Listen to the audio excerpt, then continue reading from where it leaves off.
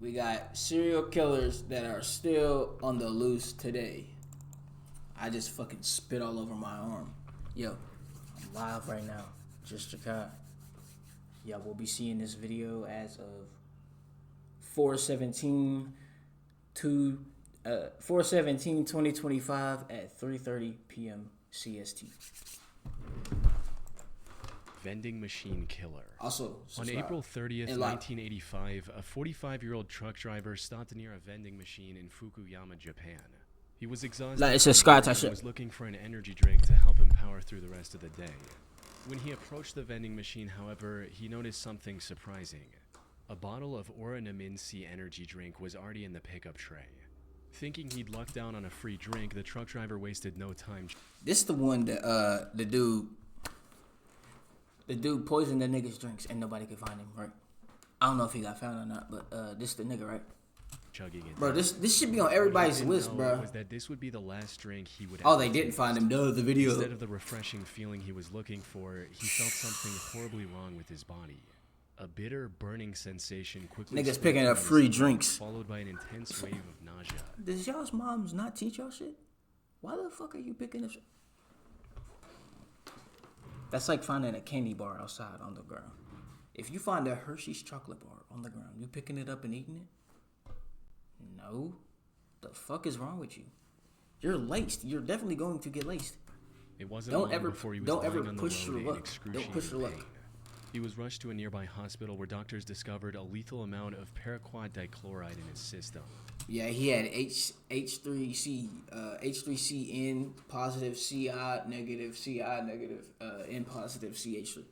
Paraquat is an herbicide that was quite common in Japan at the time. Yeah, I'm a chemist. More importantly, it's also highly toxic to humans. When ingested, it can lead to severe nausea, throat inflammation, internal chemical burns, and eventually death. This is also why it's been banned completely from over 70 countries to date.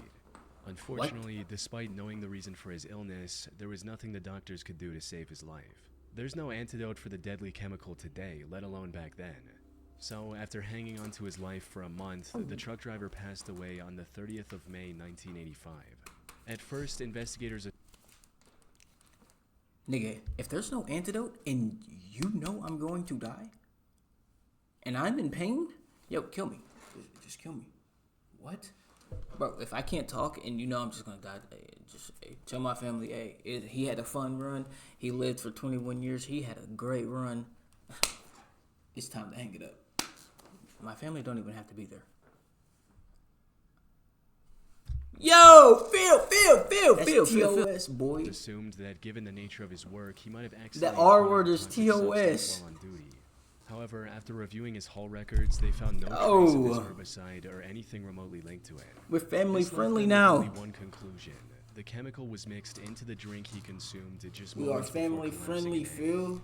But with no leads or concrete evidence, they couldn't determine whether it was a murder or self-inflicted act, resulting in the case getting shelved for the time being.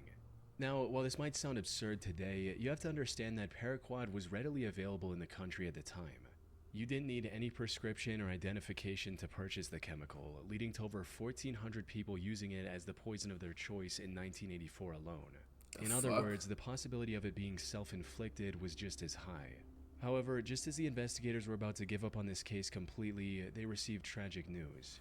Another person had fallen victim to the same poison after consuming Oranaminsi on the 5th of September. Then another 6 days later. Why are niggas still taking free drinks if they just heard about this case?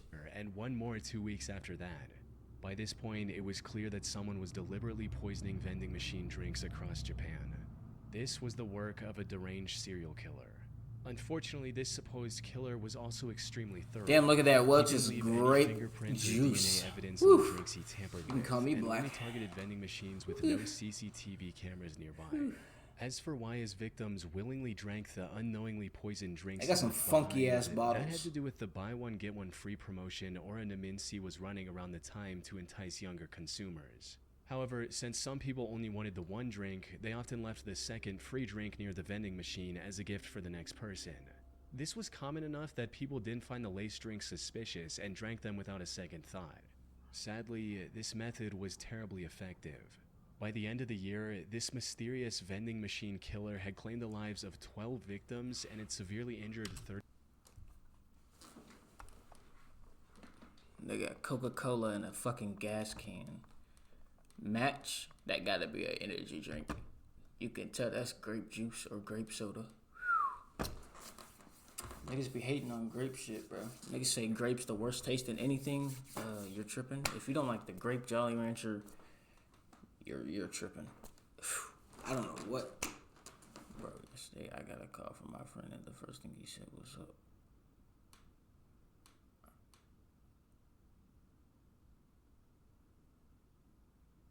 Yeah, if you don't like grape Jolly Ranchers, you're a fucking psychopath.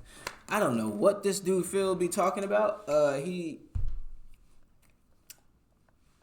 don't know. He's something. 35 more. But as I mentioned earlier, this killer was a master of hiding his tracks. He operated all across western and central Japan, as well as Tokyo, making it near impossible for investigators to pinpoint his location. The lack of evidence also made it difficult to figure out his motive. Is that friend black? I hope he's black. Phil. For your sake, I hope he's black. I hope he's black.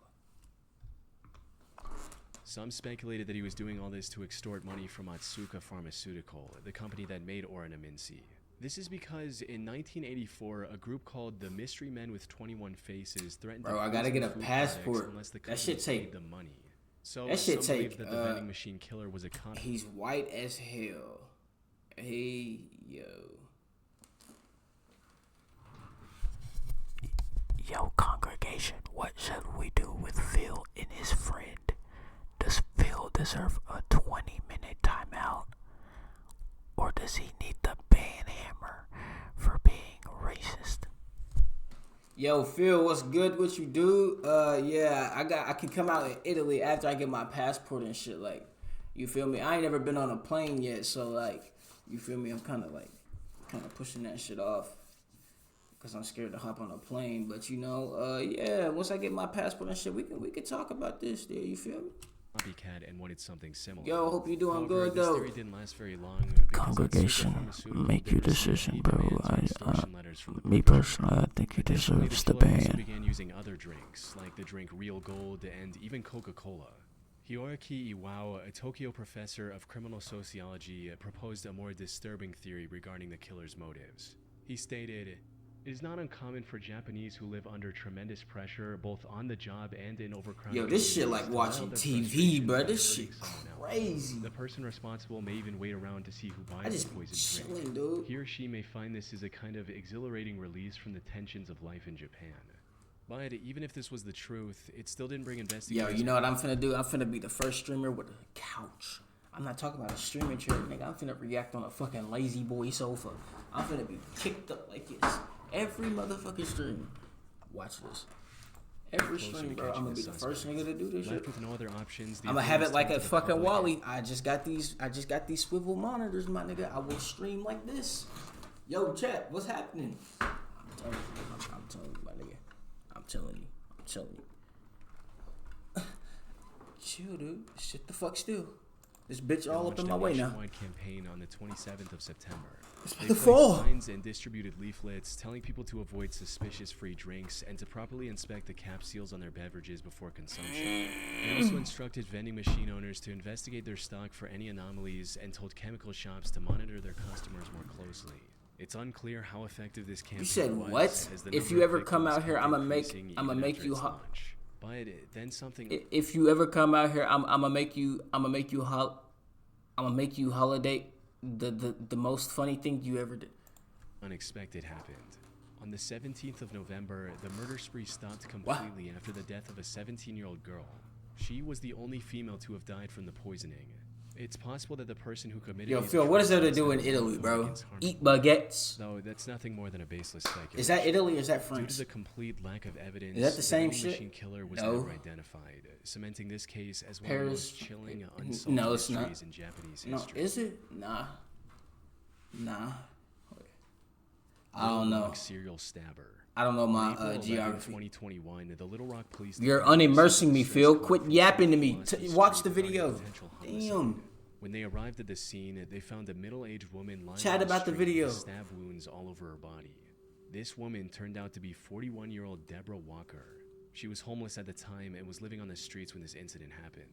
She was quickly taken to the hospital where medical staff discovered that she had been stabbed at least 15 times. Despite lying on the street, bleeding for what may have been hours, she miraculously survived and managed to regain consciousness the same day. Investigators also visited her in the hospital to gather any information she could provide about her attacker. Unfortunately, she was attacked somewhere between 1 and 4 a.m. It was still dark outside, and all that she saw was that her attacker was a tall, African-American male. Chill. It wasn't me. It wasn't me. You know what's crazy? At any given moment, a nigga behind you can just stab your shit, stab you with a needle, give you AIDS, herpes, the most deadliest disease known to man. That nigga can give you measles, Ebola. That nigga can give you any Bro, somebody can just walk up to you, put a gun behind your head, and blast your shit off. You know what's It's so crazy. I be thinking about this shit all the time, nigga. Any day could be your last day. You step outside, you go to Walmart, the wrong nigga, you could graze past the nigga with the cart fast.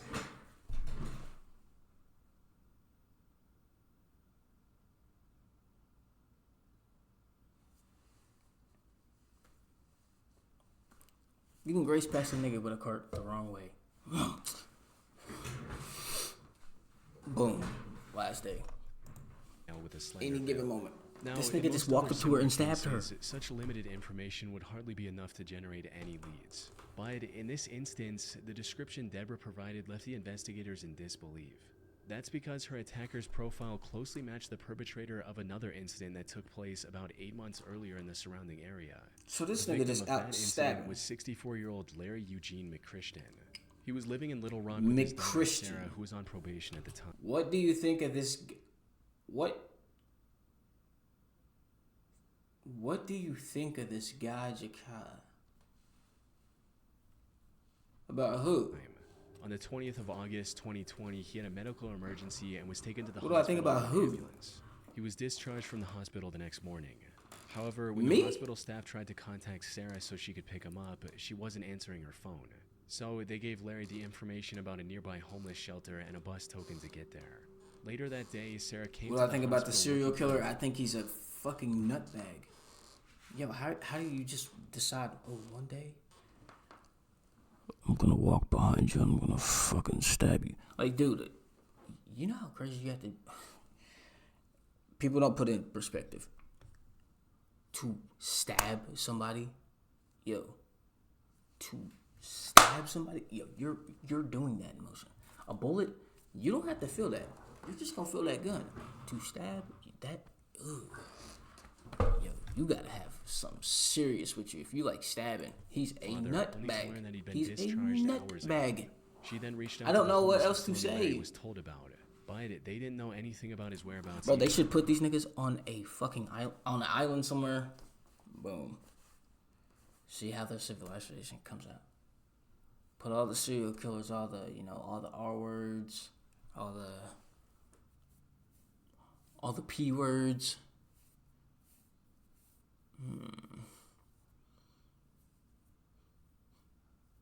Should drug dealers go to that island? Nah, drug dealers should stay.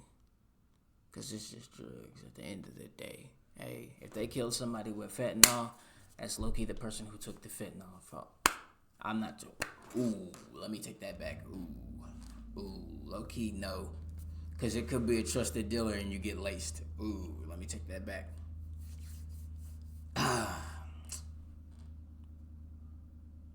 If you're buying something that you know could be easily laced with fentanyl, then you should. I'm off this topic. The only option she had was to file a missing persons report and wait for the police to I'm find off of Larry. it. I'm off of 2 it. days later, on I'm the off of 24th it. I don't know what to August, say about this. Sarah received the call she was waiting for. Tragically, it wasn't the news she had hoped for. According to the official report, the Little Rock Police Department found Larry's body on South Gaines Street at around 2 a.m. They identified him by Not the me. hospital discharge papers he had on him. More importantly, he had multiple stab wounds on his body and was Tight unfortunately shit. already dead by the time the police arrived. His death was declared a homicide, and the investigators began looking for clues almost immediately. This proved quite impossible at first, since there were no witnesses, and there wasn't anything that could be used as evidence of the crime scene. However, after inspecting the surrounding houses, they had a major breakthrough. The CCTV camera outside a nearby house had captured the suspect walking down the street, when suddenly he spots Larry and begins walking towards him. After committing the crime, You see what I mean? These niggas are crazy, bro. At any given moment, y'all have to be cautious of your surroundings. These niggas are crazy. Wrong place. Leaving the area, At the right time. stop, go back, and stab Larry one last time before fleeing. As mentioned earlier, this man matched the profile Deborah gave to the police, leading investigators to believe she was attacked by the same person. While looking into older cases, they also connected the same killer to another murder that happened in the area on September 23, 2020. The victim of this incident was 62-year-old Jeff Welch, another homeless man who was living in an abandoned home. On the morning of that day, Jeff's friend found him on the porch of his house with a stab wound on his neck. Damn. By this point, the investigators knew they were dealing with a deranged serial killer. However, just as they uncovered the connection between the three attacks, another tragedy unfolded. On April 12, 2023, a day after the attack on Deborah Walker, another one of his victims was found on the Wright Avenue overpass. The only thing in common with these 4 attacks was that— Nigga, is that a daycare in Epcot? The fuck is that? I remember sleeping on them little hoes. Bro, you know what's crazy? Don't send y'all's kids to a daycare. I remember when I was a kid. I'm just gonna talk about this. I think it's time I speak about this. I'm not gonna say the place. Niggas know the place. Nigga, I know a few niggas who went to daycare with me, so y'all might know the place. If you didn't take a nap, they would whoop you. Like, I'm not talking about like a little spanking. I'm talking about like, bang, bang, bang. Yo, we are children. They forced you to take a nap. I'm telling you, bro. they all I want to say the homeless place. individuals, and they all happened between 1 and 4 a.m. You feel me? There seemed to be no clear pattern on how the perpetrator selected his targets. This left the Little Rock community terrified. It ain't open no more, so it's like fearing they might I become don't. its It victim don't of even a really serial matter, killer but on the loose. After realizing the potential danger of this situation, Niggas should know. began spreading awareness about After the this video, I need to being talk to you referred about as something. The Little Rock Slasher. They also turned to the public to ask for any information Okay. they could provide on the matter, and even announced a $20,000 reward. We also need your help. If you have seen anything suspicious or have surveillance cameras on your homes or businesses in this area, please contact us at 501. Unfortunately, despite having CCTV footage of the suspect, the Little Rock Slasher was never caught. The case remains a mystery to this day. Or at least that's what the official reports say. While researching this case, I came across an Arkansas-based blog called the Snarky Media Report. The authors of this blog did their own investigation into the slasher case, and what they found was shocking to say the least. Put simply, they claim to have found the true identity of the killer after talking to multiple locals and Deborah, who, according to their blog, already knew the identity of her attacker. Hey, Smokey, you They good? also uncovered Hey, many man. details about this supposed killer, including his criminal record, which reveals that he has already served 2 prison terms in Arkansas for felony convictions of domestic violence. Also, his history with drug abuse and how it made him very agitated and violent. The authors of this blog also claim to have contacted the alleged killer's previous landlord, who gave them this image of the perpetrator. Which begs the question, if they know so much about the slasher, including his legal name, why didn't they give this info to the police? That's where the case goes from creepy to bizarre, since, according to them, they've already given everything they had to the relevant authorities. Oh, they don't care? Despite this, the Little Rock police didn't make any progression in catching the serial killer. Snarky Media also Damn. published a video of the Little So this Rock nigga out mayor there and just police slaying homeless people. Crazy. chief refusing to answer questions about the That's case. wild. This seems to hint at something incredibly shady going on behind the scenes. That said, there's no way for me to confirm if the authors of the Snarky Media blog are telling the truth. For all we know, their whole investigation is made up, and this is just some random guy who has nothing to do with the 4 attacks, and it's all a ploy to make the Little Rock Police Department look bad. Most of Man, the what if that's information they've your gathered seems to check out with what's And that released nigga publicly getting by the slandered to this authorities. day. The only discrepancy in their investigation is the age of the suspect. Officials believe the slasher to be young, possibly in his 20s, but the authors of this blog state that the person they found was 46 years old. GTA RP. Yo, Phil. It's not January 2025 no more, dude. That shit fell off, bro. Nobody playing that shit for real. If you're not an established RP player like Phantom or something, yo, ain't nobody tuning into that shit. I'm not trying to play no weak ass GTA RP. When that shit come back around, I'll play it. Not right now. We can't do that shit right now. Not right now. That shit make a comeback in like, I'm calling it 6 weeks. Give it 6 weeks. GTA will come back because they're gonna be like, GTA 6. GTA 6. It's right around the corner. Hey, I'm telling you. Unfortunately, this is where the leads end. Whether Call my Snarky Media is bluff. telling We the can truth bet or it. not remains uncertain. Stamp it. What is certain, 4/17, however, is that the 2025, case remains 3:51 unsolved to p.m. this day. The Little Rock slasher is likely still out there and can continue his murder spree at any moment.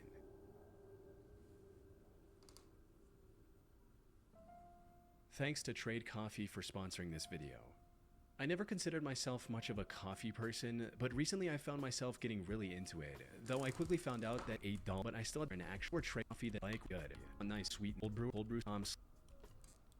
When did he start doing ad reads? Yo. I didn't know he did ad reads. 1997, 21-year-old What's going on Patrick here? McNeil went out with his friends. He spent the evening out drinking with his friends in the Dapper Dog Bar in Manhattan. During this time, he likely drank more than he could Premium. Bro, I was just talking about hot dogs, bro. Call me a glizzy goblin. I'm finna do a eating hot dog stream. I'm telling you, I'm finna get about 20 hot dogs and we gonna see if I can finish them. Pause. No pause. Ketchup and mustard. Ooh, shit. Ooh, they gotta be the grilled hot dogs though. Like they gotta have that crisp. Dapper dogs. I'm about to go. Up in the bar's bathroom before leaving in a Premium hot dogs. disoriented state. I want a hot dog. Patrick was then seen turning left onto 90th Street, heading in the direction of the East River. This was the last time anyone would see Patrick alive. Following Yikes, this night that's out, chop Patrick shit. vanished into thin air. That's Despite chop shit. extensive efforts, Rest in authorities peace, found that's no chop leads shit. or clues to his whereabouts. That is until April 7, 1997, when Patrick's lifeless body was found in the East River 50 days after his disappearance. Duty Sergeant of the NYPD Special Investigation Division, Kevin Gannon, was called to the scene to assist with the body's recovery and examination. Oh, so you're gonna get 20 gay guys and you wanna see if you can finish them off.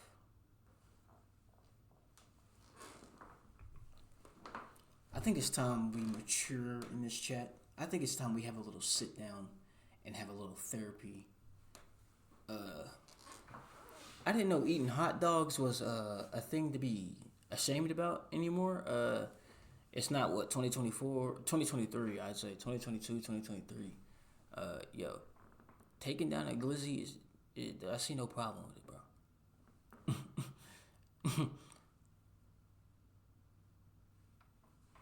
What's wrong with it? Niggas is swallowing, throating popsicles and ice creams. Why can't I eat a hot dog? I'm biting. I'm not sucking it. Who sucks a hot dog?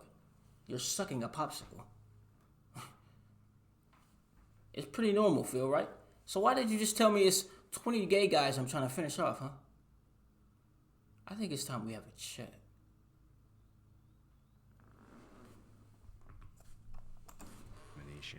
Kevin had been a seasoned detective for years, and by this point, there was little that could surprise You him. might not come out of it The alive. circumstances surrounding Patrick's death disturbed him to his core.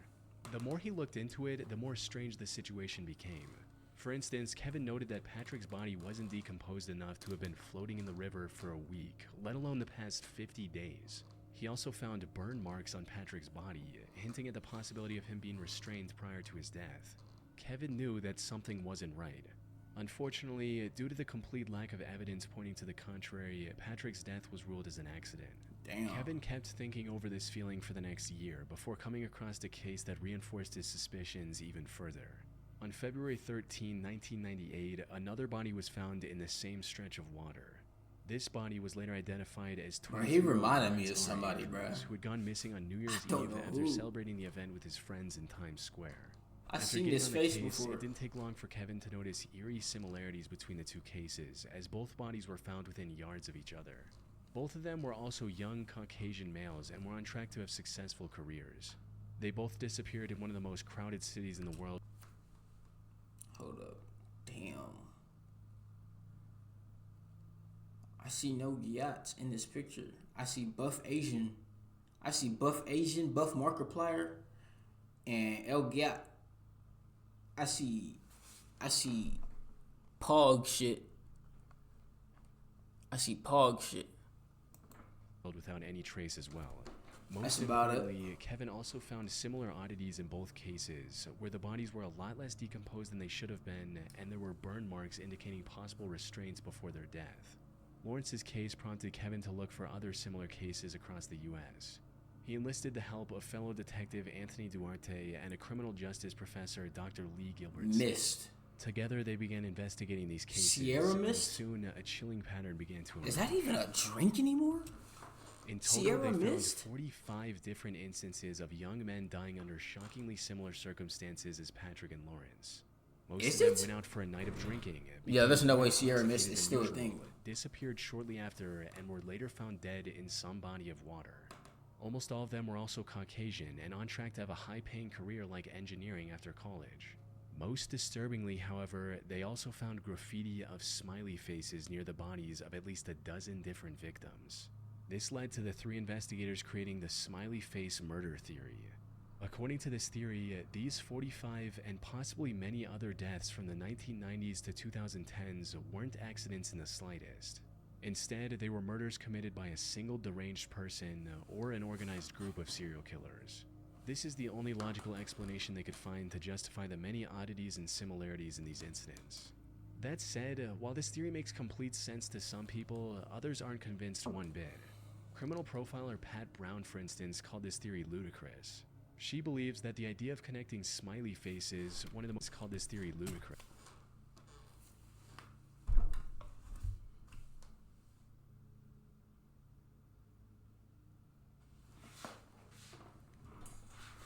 Pay attention to how this nigga just spelled phrase. Do y'all see how this motherfucker just spelled phrase?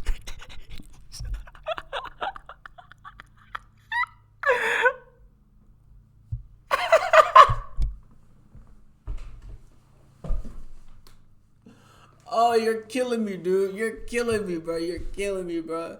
Oh my gosh. Who taking this down, bro?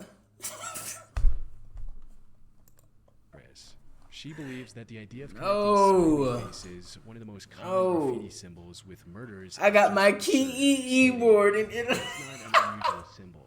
If you look in any area 5 miles square, I bet you could find a smiley face. The FBI also completely denied this theory in a statement, reading, "The FBI has reviewed the information about the victims provided by 2 retired police detectives who Oh have my dealt these God, this incidents thing as is smiley face killing me, murders and bruh. reviewed an Oh individual my provided gosh. information to the detectives. Oh To my date, we have not gosh. developed any evidence to support links between these tragic deaths or any evidence substantiating the fuck theory you mean that you these got your deaths were the work of a keyboard? serial killer or killers. Damn, The Phil. vast majority of these instances appear to be I alcohol-related ruined tragedies. everything. Yo. However, despite these setbacks, the 3 men have stuck with Nah, their you're theory. hilarious. They're still working on finding evidence to back their observations. That said, if their hunch is Yo, these old ass niggas are not finna figure out this murder. They're senile. Bro, it's 2025. This shit happened what? About 20 years ago. They're going senile. They're correct, they're not the remembering every most case wicked in serial detail. killers in American history is still at large today. Like, dude, they're not figuring that out, bro. I don't know what to tell them. I-70 killer. Robin Fuldauer was a 26-year-old Indiana University graduate who was working at an Indianapolis Payless shoe source store near I-70 in 1992. Y'all niggas ever got shoes from the Payless? My real ones know. If you ever went to Big Kmart. I remember there was a time back when I was a little kid and we didn't have the most money growing up, and we had to wear Joe Boxer shoes, the fake Converse. What y'all know about Joe? What is he talking about? He coming here just talking this Italy shit. This Baba Booey spaghetti meatball shit, bro. The 8th Let me get a gyro. Let me get a gyro Just as she was sandwich. getting ready to relax at home, the employee who was outta here. supposed to man the counter called in sick. What does Left that with no other mean? Options, her manager called Robin and told her to cover the shift instead. Robin wasn't very happy about this emergency shift change, but she reluctantly agreed, arriving at the store at 10 a.m. and starting her shift as usual. Unfortunately, her day was about to get a whole lot worse. Everything seemed normal until 2 p.m. when the manager called the store for a routine check. To her surprise, Italian Robin Riz, wasn't huh? picking up the phone. She kept trying for a few minutes before Translated? calling the Speedway gas station neighbor. Last time you had me translate something, it said the hard F. The hardest of Fs. Oh, it's safe? That's what you said about the last thing.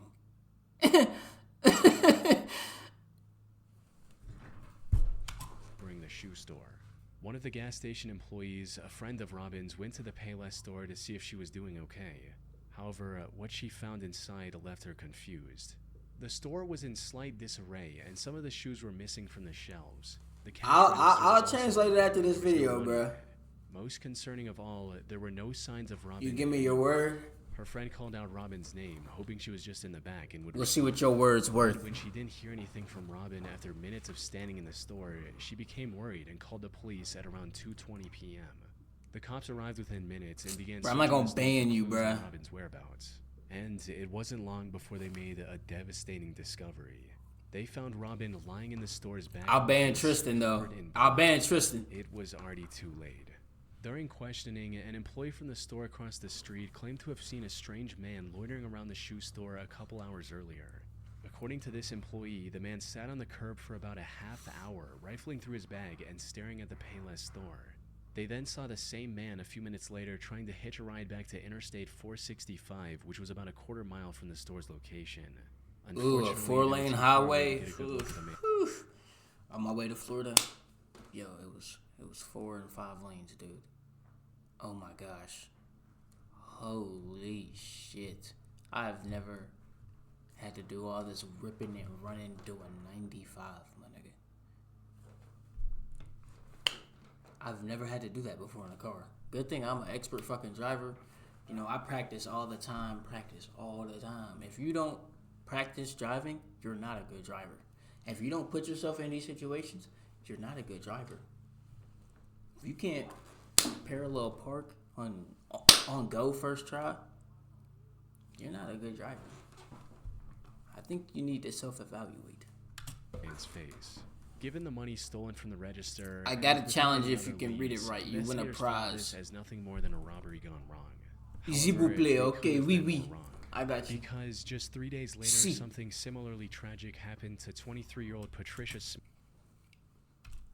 and 32-year-old Patricia Makers. That's a fun shit. The two were working at a bridal shop in Wichita along I-70.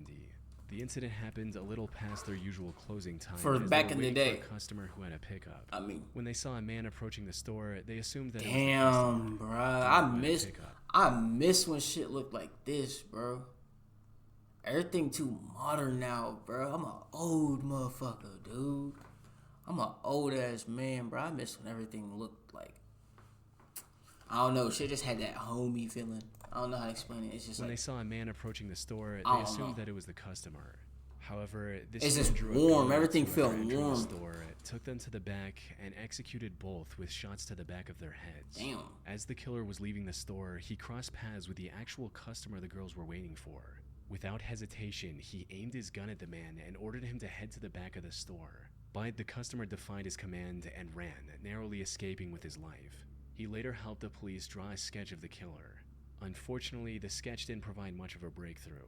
By this point, the authorities were certain they were dealing with a serial killer, but despite their efforts, the killer's spree continued. By May 7th, he had taken 3 more victims in small, Damn. low-traffic stores along the I-70 highway. By the time investigators managed to compile a few more sketches, Bro, I'd be the scared to killer open stopped up. his quest and went into hiding. That is until 1993, when he claimed 3 more victims along I-35 in Texas. He tried to hide his identity by changing his weapon, but the investigators were quick to notice the similarities. He tried to hide 3 when he claimed 3 more victims. Bro, why did every nigga try to rock a mustache back in the day like that, bro? That shit, that ain't it. Along I-35 in Texas. That is not it. He tried to hide his identity by changing his weapon, but the investigators were quick to notice the similarities. One of his victims, Vicky Webb, also managed to miraculously survive after getting shot in the neck. If he were ever caught, Vicky's testimony would have been crucial in bringing him to justice. Though the I-70 killer was never found, and the case went cold for nearly 3 decades. However, then, in 2021, investigators released CCTV footage of a murder that happened in 2001. The suspect in this footage looks strikingly similar to the I-70 killer sketches, potentially giving authorities the lead they need to finally catch him. It's likely only a matter of time before he runs out of places to hide and is captured. But for now... It's 2025. Did they catch him or 6 days ago? No, they haven't caught him, and that shit got released in 2021. Nobody's seen him? Okay. Now, he's still out there, evading police and leaving the case unresolved. Okay. We can only hope he doesn't take any more victims in the meantime. Okay. But you can catch a nigga making deep fake nudies.